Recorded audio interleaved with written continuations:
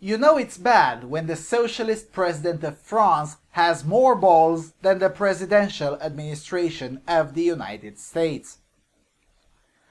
Let's explore.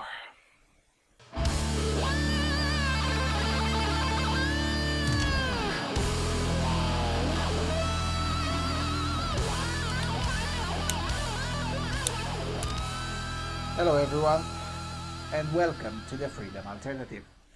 Alright, you may already be familiar with this, but for those of you who are not, let me give you a quick rundown.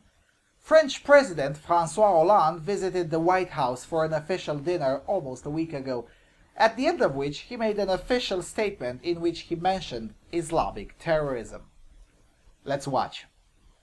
We are also making sure that between Europe and the United States there can be a very high-level coordination.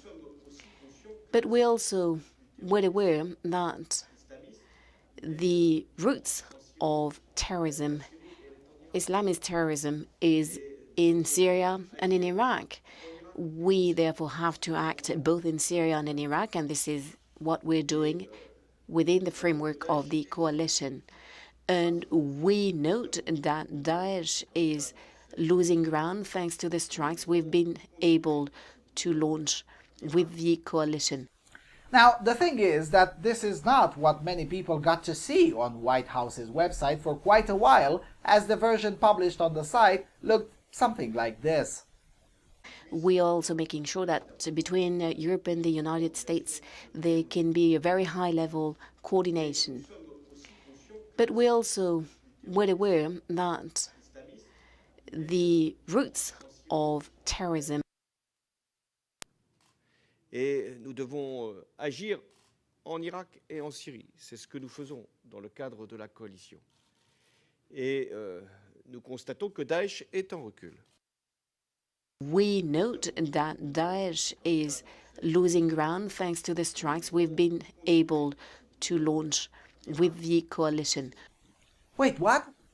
Where did the relevant part go?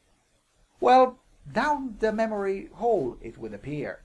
If not for the internet and the Media Research Center to pressure and ask for clarifications, no one would have ever found out that this even happened. Now, when caught so bloody naked, the White House claimed it was a technical error which led to the drop in the sound for that portion, which is the most stupid excuse for censorship that I have ever heard. Now look, I've been editing videos both in amateur fashion and in professional studios for over a decade now, and I'm telling you, there is no technical error that can make one upload a video without the glitch, then pull it down and then re-upload it with a glitch. That's just not possible. Similarly, it's not possible to have two videos, one with the entire audio and one with a sound drop, that have no other noticeable differences such as small desynchronization or slightly different background noise. I mean, look, let's cut to the chase. There was no technical error. It was censorship. They quite literally censored. There's no way to sugarcoat it, and more than enough technical evidence that this was indeed the case.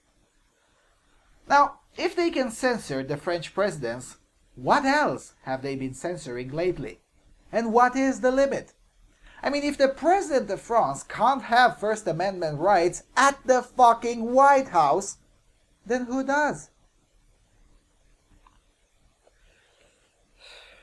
And look, we can pretend all we want that we're not seeing what's in front of us, but at the end of the day, we simply have the case that the president of the free world, the strongest man on the planet, can't even utter phrases like Islamic terrorism, Islamism, Islamic violence, and other phrases to such effect. We're at a point where the socialist president of France has more balls and at least names the problem than the commander-in-chief of the free world. Now that is fucking scary. I mean, what's next? The Swedish Prime Minister providing lessons in border security? Oh wait, that's already happening. By Western standards, Sweden actually has a border right now. Unlike others, they still haven't reached the normal, that is the Eastern European standards, but hey, baby steps. The reality is that the first and the most important step in battling evil is to properly identify it.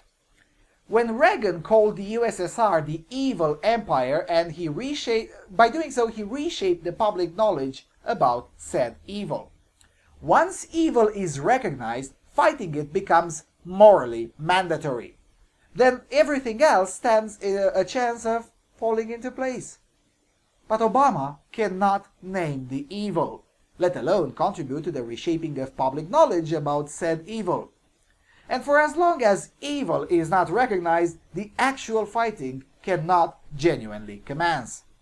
Now you can call me an extremist and a fearmonger all you want, but at the end of the day, the administration that calls the Islamist-motivated San Bernardino shooting an incident of workplace violence, and the administration that needs 6 years to admit that the Fort Hood shooting was indeed a terrorist attack, an incident also categorized as workplace violence for many years, such an administration is bad news for everyone, especially for the Americans who rightfully await to be defended by their government from Islamic terrorism.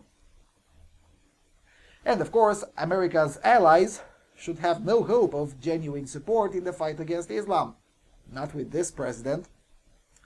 The good news is that a new president will be in office in less than a year. The bad news is that it's a long time till January 2017. But you know it's bad when the president of France has the biggest balls in the White House. Feel free to disagree, but this sends quite a chill down my spine. Talk to you all later. Thank you for watching.